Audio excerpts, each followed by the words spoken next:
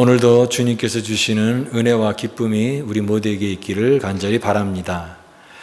하나님께서 우리를 신앙을 갖게 하시고 믿음을 갖게 디자인을 하셨을 때는 혼자서 하는 것이 아니라 같이 함께 협력하여서 하라고 이렇게 디자인을 하셨습니다. 그래서 우리 주보에 우리 선교 사명에 보면은 성도는 사역의 동역자다. 함께 주님의 교회를 세우는 공동체라고 하는 것을 강조해서 work together라고 하는 그 교회의 가치를 드러내고 있습니다. 그러니까 신앙생활은 혼자서 하는 것이 아니라 같이 해야 되는 것이고 공동체에 소속이 돼서 함께 신앙생활을 할 때 하나님이 가장 기뻐하시는 신앙의 모습이 완성이 된다라고 하는 것입니다. 그런데 이것이 마치 이제 축구 경기로 따지면은 한 팀입니다. 한 팀. 여러분 그 경기를 이기려면은 이 팀이 잘 서로 맞아야 됩니다. 팀워크가 잘 맞아야 되는데 또 우리가 여러 사람이 다양한 사람이 있다 보니까 이 팀워크가 또 때로는 안 맞을 수도 있습니다. 팀워크가 참 중요한 것이죠. 제가 중고등부 사역을 시작한 게 30년 전입니다. 1994년도. 그때 이제 중고등부 전도사로 사역을 처음 시작했을 때 이제 여름에 수련회를 가잖아요. 수련회. 중고등부 수련회. 그래서 중고등부 아이들 한 3, 40명 이렇게 데리고 강원도에 있는 어떤 지역에 가서 이제 수련회를 합니다. 수련회는 이제 첫날 이제 아이들이 얼마나 기대감을 갖고 수련회에 또 오는지 모릅니다. 근데 이제 첫날 하는 순서가 뭐냐면 조를 나누는 겁니다. 조. 그래서 5개 조, 6개 조를 조를 나눠서 이제 학생들을 이제 조별로 분류를 하는 겁니다. 조별을 다 발표를 하고 나면은 몇몇 학생들이 꼭 찾아옵니다. 저한테 와서 전도사님 이 조 마음에 안 듭니다. 그래요. 바꿔주세요. 얘는 나 안 친해요. 좀 바꿔주세요. 그런 애들이 꼭 있습니다. 그러면 이제 달래가지고 또, 왜 그러냐. 그래도 여기 수련회 와서 이렇게 또 친할 수 있는 기회 아니냐. 맨날 교회에서 친한 애들끼리만 있으면 어떻게 되냐. 같이 또 이런 기회에 또 같이 해라. 그래도 막 싫다는 거예요. 그런 애들 달래는 게 참 어려운데, 사람이 다 그렇습니다. 아이들만 그럴까요? 어른이 돼서도 이렇게 자기에게 익숙한 것을 굉장히 좋아하는 사람의 성품이 있습니다. 우리가 앉는 자리도 보면은 다 거기만 앉잖아요. 여기도 앉고 저기도 앉아야 되는데 꼭 어떻게 보면 거기 앉는 자리에만 꼭 거기 앉습니까? 그 자리에 누가 앉으면은 되게 기분 나쁘죠. 불편하고. 그 내 자리도 아닌데. 그러니까 이 사람이 그만큼 익숙한 것, 그다음에 자기한테 편한 사람, 이런 것을 굉장히 좋아하고 편하게 생각하는 그런 경향이 있다라고 하는 것입니다. 그래서 우리가 좀 나랑 맞는 사람만이 아니라 사실 교회 공동체는 나와 다른 성품을 갖고 있는 사람까지도 같이 만나서 교제를 통해서 우리가 성장하고 변화할 수 있다라고 하는 것입니다. 제가 어떤 수업을 들었는데 공동체 수업에서 그런 얘기를 해요. 가르치는 그 선생님이 이런 좋은 공동체의 특징은 뭐냐면 그 공동체를 통해서 서로를 깎아주는 것이 된다라고 하는 거예요. 서로를 깎아준다. 우리의 그 모난 성품이 나와 다른 사람과 만나고 부딪히면서 자신의 어떤 모난 부분들을 이렇게 다듬을 수 있는, 깎을 수 있는 그런 공동체가 좋은 공동체다라고 얘기를 하는데 참 좋게 생각이 됐는데 또 한편으로 가만히 생각해 보니까 조금 조심스러운 부분이 있습니다. 깎아준다는 게 그게 쉬운 것이 아니라고 하는 것이에요. 제가 미국에 처음 왔을 때 동네에 있는 이발소, 미국에 있는 이발소에 갔는데 그 이발하고 왔는데 너무 마음에 안 들었어요. 머리가 정말 이게 이상하게 깎아가지고 그다음부터는 이제 집에서 깎기 시작했습니다. 집에서. 이제 아내를 꾸준히 트레이닝 시켜가지고 이발을 하기 시작했는데 초기가 고비였어요. 초기. 맨 처음에 할 때가 깎았는데 자꾸만 이게 마음에 안 드니까 점점점 짧아지는 겁니다. 그래서 이거 내가 이걸 여기다 그만 맡기면은 머리가 대머리가 되겠구나. 그런 위기감이 확 몰려오니까 갈등이 생겼습니다. 계속 해야 되는가? 아니면 마음에 안 들어도 이발소를 가야 되는가? 그런 막 갈등이 있었는데 그래도 제 마음속에 드는 게 언젠가 나아지겠지라고 하는 그것을 생각하면서 그냥 그 시기를 참았습니다. 그러니까 몇 번의 시행착오를 겪고 나더니 점점점 실력이 향상돼서 이제는 잘 하더라고요. 그래서 제 머리는 전용 이발사가 따로 있습니다. 제 아내가 항상 제 이발을 해줍니다. 참 그래서 감사한 것이죠. 근데 여러분, 이렇게 능숙하게 잘하는 사람이 이발을 잘하면 얼마나 아름다운 머리가 되겠습니까? 그런데 내가 어떤 사람에게 맡겼는데 그 사람이 제가 다듬어 줄게 하는데 푹 파거나 이렇게 가운데 고속도로를 내거나 하면은 굉장히 큰 그 충격에 빠지겠죠. 마찬가지로 아까 그 공동체 수업을 해서 서로를 깎아준다라고 하는 것이 우리가 서로를 잘 다듬어 주면 좋겠는데 혹시나 어떤 그런 우리의 모습이 조심스럽지 않은 모습을 통해서 우리 마음속에 이렇게 상처를 주거나 또는 때로는 어떤 깊은 어떤 그런 것을 충격을 줬을 때 우리의 모습이 이렇게 잘 다듬어지기보다는 어떤 실망감, 어떤 상처 그런 것이 될 수 있기 때문에 이 깎아준다라고 하는 것도 좋지만 참 조심스럽다라고 하는 생각이 들게 되는 것입니다. 그럼에도 불구하고 하나님은 우리를 공동체 안에 두셨습니다. 교회도 공동체고 소그룹도 공동체고 다른 사람들과 섞여 어울리면서 그 속에서 나의 신앙을 다듬어가고 성장시키고 변화시키는 그 공동체로 하나님이 우리를 부르셨다라고 하는 것입니다. 어떻게 하면은 우리는 이 공동체를 통해서 신령한 영적 유익과 은혜를 가질 수 있을까? 오늘 이 말씀을 통해서 저는 여러분들에게 세 가지 중요한 귀담아야 될 그 말씀을 같이 나누기를 원합니다. 우리 지난주에 우리 목장에 대해서 발표를 했습니다. 그동안 팬데믹 동안에 모이지 못했고 벌써 그것이 3년이 된 것이죠. 우리가 목장 모임을 하다가 이제는 목장 모임을 하지 않았고 이제 3년 동안 우리가 연합 목장 형식으로 계속했지만 그러나 연합 목장에서 우리가 이 개별적으로 소그룹으로 모이는 그 친밀감을 다 담아내지는 못하는 그런 아쉬움과 부족도 있었습니다. 그래서 우리 그때 이제 연합 목장 할 때도 그렇고 팬데믹 기간 동안에 많은 분들이 기도할 때 하나님 예전에 그 평범했던 일상이 그립습니다. 그 일상을 회복하게 해주세요. 많은 분들이 대표 기도할 때마다 그런 기도를 했었어요. 그런데 지금 이제 그 기도가 응답돼서 일상이 찾아왔잖아요. 이제는 우리가 팬데믹 전과 같은 똑같은 그런 모습으로 우리가 정상적인 생활을 하고 있고 일상적인 생활을 회복했습니다. 이제 그래서 이제는 목장의 모임을 가질 수 있고 또 그 모임을 통해서 영적인 유익과 은혜의 모임을 가질 수 있는 준비가 되었다라고 생각이 듭니다. 그래서 오늘은 이제 6월 달부터 시작이 되는 이 목장 모임을 마음속에 품으면서 우리가 그렇다고 한다면 어떻게 하면은 이 목장을 하나님의 은혜 가운데 아름답게 잘 운행을 할 수가 있을까라고 하는 그 말씀을 묵상하게 되었습니다. 그 중에 가장 중요한 포인트는 이것입니다. 목장은 작은 교회다라고 하는 것입니다. 목장은 작은 교회와 같다. 우리가 주일날 모이는 이 모임은 대예배, 우리 모든 성도가 같이 모이는 모임입니다. 그러나 이 교회 모임은 대예배, 모든 성도들이 다 모이는 어떤 친교라든가 예배라든가 이런 대모임도 있지만 또 교회 안에는 작은 모임이 반드시 필요합니다. 소그룹이라고 하고 또 우리 교회에서는 그런 목장의 모임이 되는 것이죠. 이런 작은 단위의 소그룹 모임이 굉장히 필요한 것입니다.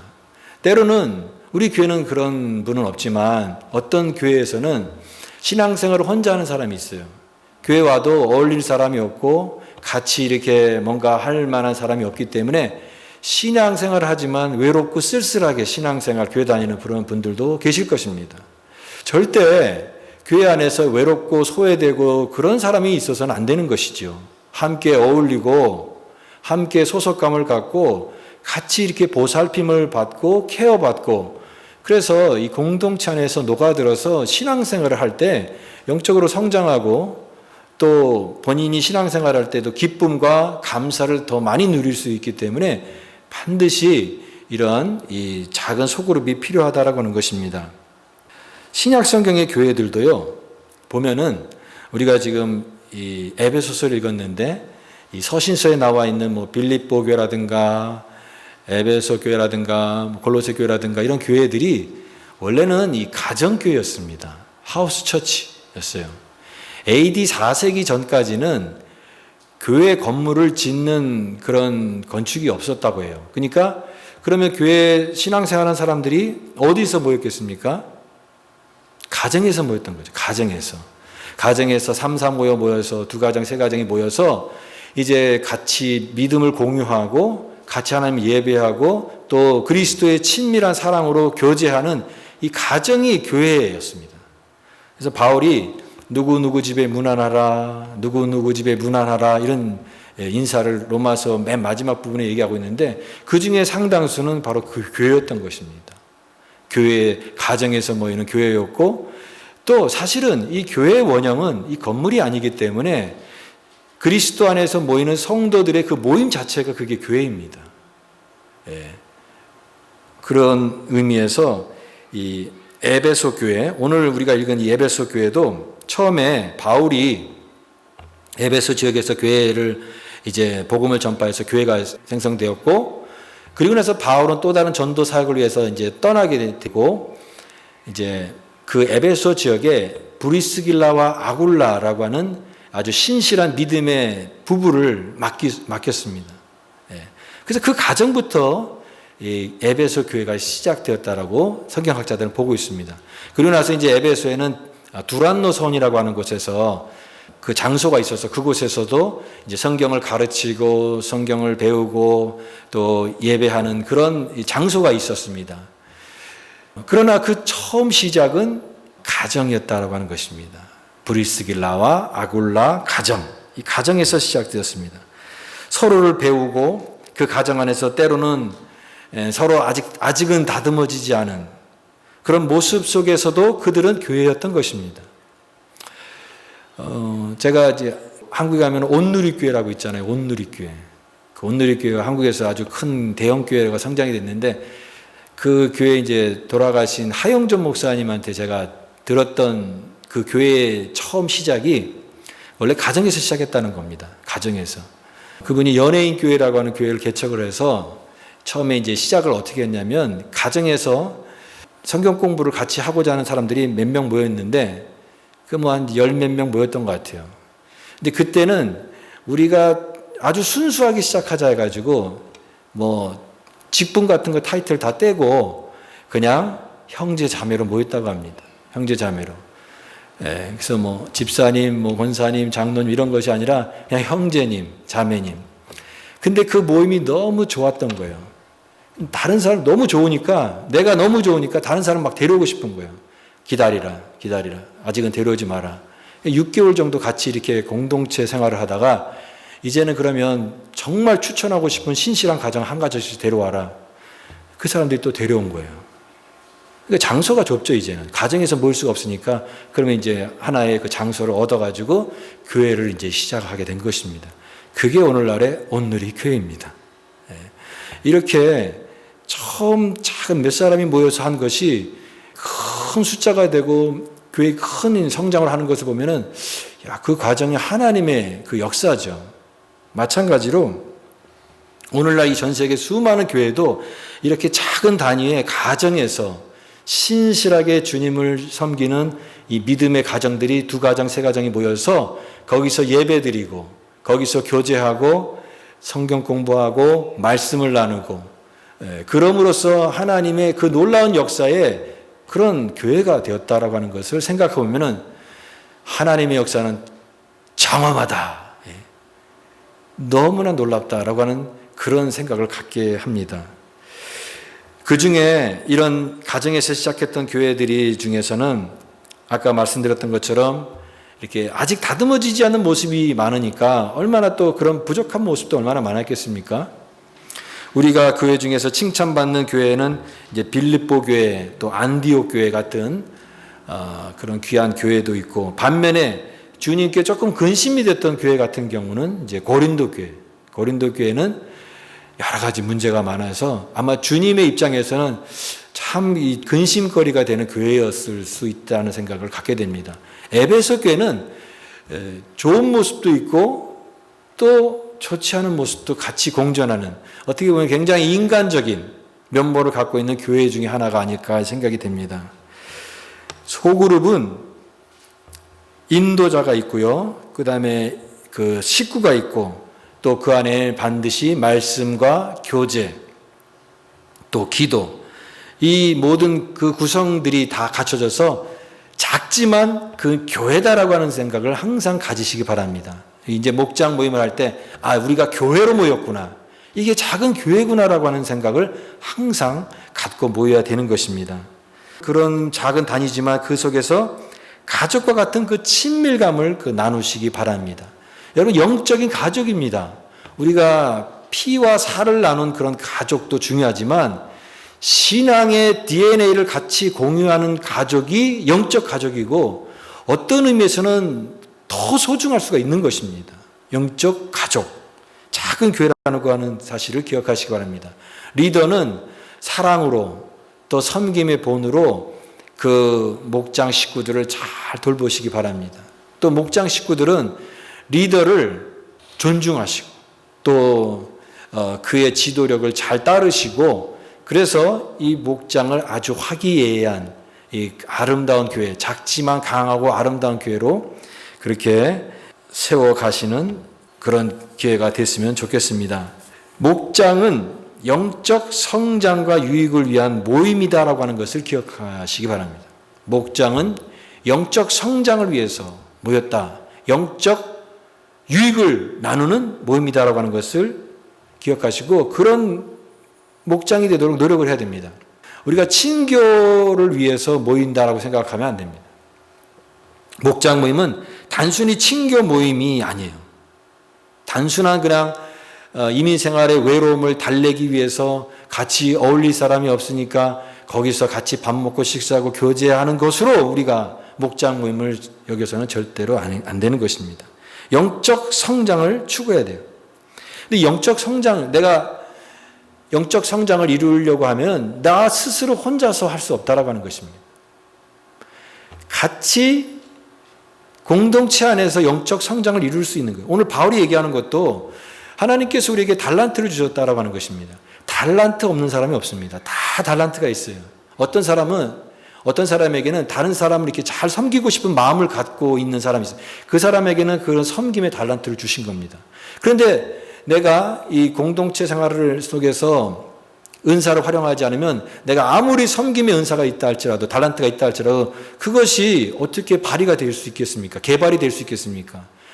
그러니까 그 은사를 활용할 수 있으려면, 개발할 수 있으려면 공동체 안에서 소속이 돼서 내가 섬기고 또 내가 이 달란트를 활용함으로써 하나님께서 주신 그런 은사들이 발휘가 되게끔 하는 것입니다. 그래서 영적 성장이 이루어지는 것이에요. 소그룹을 통해서 더 가까이 만나고, 또 나보다 믿음이 좋은 사람들이 반드시 있습니다. 그럼 그 사람을 통해서 믿음을 배우는 거예요. 성숙한 사람의 믿음의 모습은 저런 모습이구나. 그걸 배우는 것입니다. 다른 사람을 섬기는 일에 참여하게 되고, 또 중요한 것은 저는 참 좋아하는 말이 동역자라는 말을 좋아합니다. 동역자. 우리가 신앙 안에서 다 동역자입니다. 같이 함께 이 하나님의 일을 하는 이 동역자 마인드를 가지고 함께 이 동지가 되는 겁니다.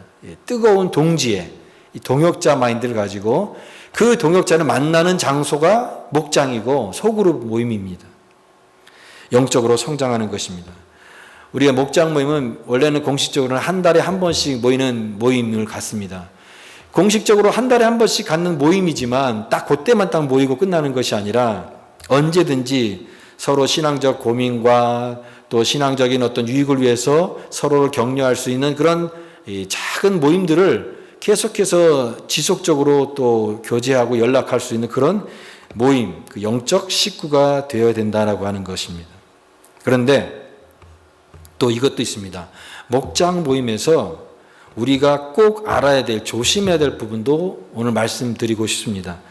우리 교회 요람에 보면은 이 목장 모임의 어떤 수칙이라고 할까? 좀 주의해야 될 부분에 대해서도 써놓은 부분이 있습니다. 그걸 집에 가서 나중에 한번 잘 읽어보시기 바랍니다. 우리 이 목장하는 그 목적이 뭐라고 했죠? 영적 유익, 영적 발전을 위한 모임이라고 하는 것입니다. 그래서 그 영적 발전과 교회의 유익이 방해되는 것들이 되지 않도록 우리가 조심해야 된다라고 하는 것입니다. 부정적인 것을 피하라고 하는 것입니다. 부정적인 것을 피하라. 은혜와 화합과 격려와 성령이 하나 되게 하시는 것을 추구하는 것이지 그거와 반대가 되는 것을 항상 조심하시기 바랍니다. 여러분 아무리 그 목장 안에서 가까이 친분이 있다 할지라도 돈 거래하면 안 됩니다. 돈 물질 거래하지 마세요. 예전에도 뭐 한국에서 뉴스 들었는데 어떤 큰 교회에서 그분이 뭐 1, 2년 다닌 분이 아니라 뭐 꽤 오랫동안 교회 다니면서 신임을 얻어서 했는데 이분이 무슨 투자를 하는 거예요. 투자. 그래서 교인들 중에서 뭐 한 50명 정도가 그 사람에게 돈을 맡기면 그 돈을 투자해가지고 엄청난 수익금을 주는 것을 몇 년 동안은 그렇게 신임을 얻고 확보를 해서 많은 사람들이 또 그렇게 했는데 나중에 이게 큰 사고가 터졌습니다. 날라버린 거예요. 그래서 교회에서 이 돈 거래를 하거나 뭐 투자를 하거나 이렇게 해서 좋은 뉴스를 들어본 적이 없습니다, 제가. 그러니까 이거는 절대 하서는 안 됩니다. 또 아무리 가깝다 할지라도 무리한 부탁을 하거나 이 친분한 관계 속에서 할 수 있는 어떤 범위를 넘어서는 어떤 그런 무리한 부탁을 해서 서로의 관계가 힘들어지는 그런 것을 피하시기 바랍니다. 특별히 말을 조심하시기 바랍니다. 말. 아무리 친해도 세 가지를 하지 마세요. 자기의 비밀을 말하지 마세요. 이게 너만 알고 있어. 근데 나중에 그 관계가 항상 좋으라는 법이 없습니다. 우리 예전에는 뭐 평생 친구, 평생 동지 그런 말 했잖아요. 그거 다 옛말입니다. 평생 갈 수가 없습니다. 언젠가는 그 관계도 시들어질 때가 있고 또 멀어질 때가 있습니다. 그러면 내가 가장 치명적인 얘기를 했던 그 상대가 불편해지면 교회를 떠날 수밖에 없는 것입니다. 절대 자기의 비밀을 말하지 마시기 바랍니다. 또 남의 비밀을 나에게 했다고 한다면 그 비밀을 절대로 다른 사람에게 얘기해서는 안 되는 것입니다. 그리고 험담을 하지 말라는 거예요. 험담을 하지 말라. 이 뒤에서 험담을 하거나 누군가에 대해서 얘기하면은 그게 그냥 사라지는 것 같지만 꼭 돌아옵니다. 이 부메랑으로 돼서 돌아옵니다. 우리가 공중에 막 하는 말이 이게 다 사라지는 것 같지만 모르겠습니다. 영적인 세계에서는 이게 아마 기록이 남을 것 같아요. 우리가 전화기에 어떤 정보들이 입력이 되면 이걸 나중에 이제 다 지웠더라도 포렌식으로 해가지고 다 그걸 재생하잖아요. 영적인 세계에서도 우리가 했던 어떤 말이나 행동들이 우리가 이해할 수 없는 어떤 방식으로 기록되지 않았을까라고 하는 생각을 갖습니다. 무슨 얘기냐면 내가 했던 말들이 다 언젠가는 나에게 돌아올 것이다라고 하는 것을 해서 조심을 해야 된다라고 하는 것입니다. 그래서 어떤 분이 그런 얘기를 해요. 말을 잘 하려면 조심히 말하려면 한 템포 늦춰 말하라. 한 템포 늦춰 말하라. 침을 한번 꿀꺽 삼키고 내가 막 말하고 싶을 때 조금 한 템포만 늦춰서 말을 해도 말 실수를 줄일 수 있다라고 얘기합니다. 우리가 이렇게 좀 신중하게 이 말이 또 굉장히 큰 데미지를 입히고 교회 공동체를 분열하게끔 하고 어렵게 하는 그런 요소이기 때문에 항상 말을 조심을 해야 되는 것입니다. 예전에 광수생각이라고 하는 그런 만화에 나오는 그런 이야기가 있습니다. 어떤 남자가 인감도장 하나를 팔아갔습니다. 그래서 인감도장을 이제 돈을 주고 했는데 그 사람이 인감도장 딱 받고 나니까 화가 난 거예요. 왜냐하면은 이렇게 얘기합니다. 아니 싸구려 막도장도 이게 위아래가 있는 구분되는 표시가 있는데 내가 지금 이렇게 비싼 돈 주고 인감도장 만드는데 여기에는 왜 그런 표시도 없습니까? 그랬더니 이 도장을 판 사람이 위아래 표시가 있는 도장은 싸구려 막도장입니다. 제가 만들어드린 도장은 꽤 비싼 도장입니다. 원래 이 막도장은 위아래가 구분이 돼 있어서 그냥 진짜 막 찍는다고 하는 거예요. 그러나 인감도장, 비싼 도장은 이 위아래 구분이 없기 때문에 이 인감도장을 찍기 전에 곰곰하게 생각할 수 있는 시간을 준다라고 하는 거예요. 위아래로 확인하는 그 짧은 시간이지만 내가 정말 중요한 결정을 내릴 때 신중하게 하라는 의미에서 이 인감도장에 위아래 구분이 없다라고 하는 그런 말을 들었다고 하는 것입니다. 우리도 말이나 행동이 막도장 같은 인생이 있어요. 그냥 막 말을 하고 막 행동을 하는. 그러나 우리 그리스도인들은 신중을 해야 되는 것입니다. 우리가 그런 막도장 같은 인생을 살 것이냐, 비싼 인감도장 같은 그런 인생을 살 것이냐 하는 것입니다. 혹시나 내 말이나 내 행동이나 모든 모습들이 신중하지가 않고 또 교회 공동체를 위하는 그런 사려 깊은 생각에서 나온 것인지 그냥 내 감정대로 내 발설하는 대로 그냥 막도장 같은 그런 모습으로 살아간 것은 아닌지 돌아보라고 하는 것이에요. 오늘 바울이 얘기하는 것도 그 부분입니다. 공동체 안에서 미성숙한 모습이 있지 않느냐. 그 미성숙이 이제 성숙을 향해서 나아가라라고 하는 것이에요. 그 미성숙의 모습이 14절 말씀입니다. 14절 말씀. 우리 14절 말씀 한번 읽어보겠습니다. 14절 말씀 시작. 이는 우리가 이제부터 어린아이가 되지 아니하며 사람의 속임수와 간사한 유혹에 빠져 온갖 교훈의 풍조에 밀려 요동하지 않게 하려 함이라. 어린아이 같은 모습이다라고 하는 거예요. 공동체 안에 있지만 그 미성숙한 모습을 그대로 갖고 있는 사람의 특징은 어린아이 같아요. 어린아이. 어린아이 특징이 유혹에 일단 쉽게 흔들려요. 우리 요즘에 무슨 이단 그런 넷플릭스에서 많이 보잖아요. 참 사람들이 그런 분별력을 없으면요. 그런 이단들에 빠집니다. 이 당시에도 초대교회 당시에도 교회 안에 그런 이단들이나 거짓 가르침을 갖고 있는 사람들이 들어와서 이렇게 말합니다. 그러면 이 분별력이 없는 사람은 그게 딸려갑니다. 왜? 기준이 없기 때문에. 그래서 흔들린다라고 하는 거예요. 그 어린아이의 특징이 유혹에 쉽게 넘어갑니다. 사탕을 주면 이게 사탕 따라서 그게 분별력이 없기 때문에 그렇습니다. 또 요동하는 특징이 있다. 흔들립니다. 이렇게. 심지가 굳어서 딱 중심을 잡지 못하고 누가 이렇게 하면은 확 흔들리고 누가 이렇게 하면은 막 또 흔들리고 이렇게 흔들흔들하는 사람은 주님의 장성한 분량에 이르기까지 성장할 수가 없다라고 하는 것입니다. 그 미성숙의 모습입니다. 그래서 바울은 15절 말씀을 성숙한 사람의 특징으로 제시하고 있습니다. 15절 말씀도 같이 읽어보겠습니다. 시작. 오직 사랑 안에서 참된 것을 하여 범사에게 그에까지 자랄지라. 머리니 곧 그리스도라. 사랑 안에서 참된 것을 하라. 이 밑줄을 쫙 치는 아주 중요한 말입니다. 사랑 안에서 참된 것을 하라.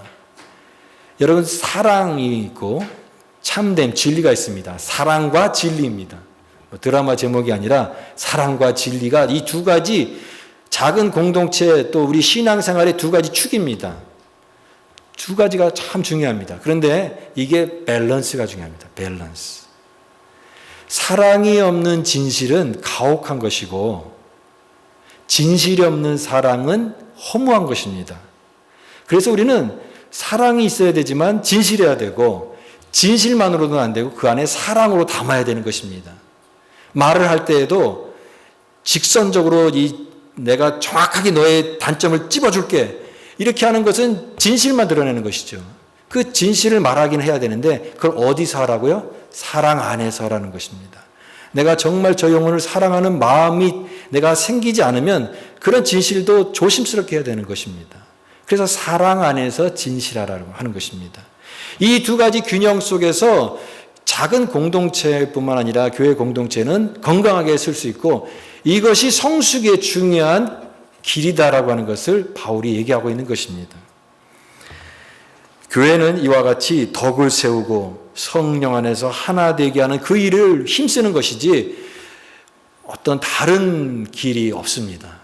이 길 외에는 우리가 성숙하고 주님을 닮아갈 수 있는 다른 방법이 없다라고 하는 것을 기억하시고 우리 목장 모임에서 이와 같은 성숙을 이뤄가는 우리 모두가 되시기 바랍니다. 마지막으로 목장 이름과 같은 성도가 되라.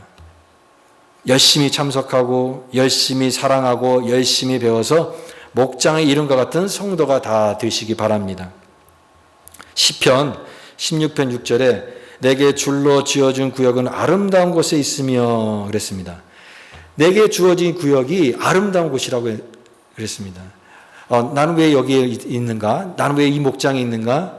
아니, 그것이 아니라 하나님이 가장 나에게 적합한 좋은 곳을 나에게 주셨구나. 그런 마음을 가지고 그 소속감을 가지고 만족감을 누리라고 하는 것입니다.